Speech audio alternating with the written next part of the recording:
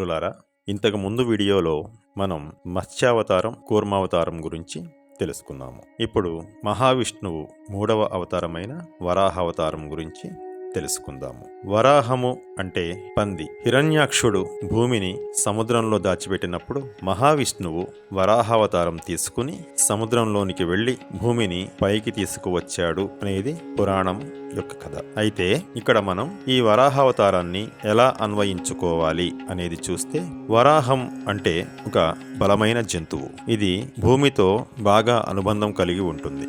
భూమిని తవ్వే శక్తి కలిగిన వరాహం ప్రకృతిని అనుసరించే జీవితం నుంచి ప్రకృతిని మార్చే దశకు మనిషి చేసిన మార్పుని ప్రతీకాత్మకంగా చూపిస్తుంది. ఇది వేటపై ఆధారపడిన జీవన విధానం నుంచి వ్యవసాయం ప్రారంభించి భూమిపై స్థిరంగా నివసించే జీవన శైలికి జరిగిన మార్పుని తెలియజేస్తుంది.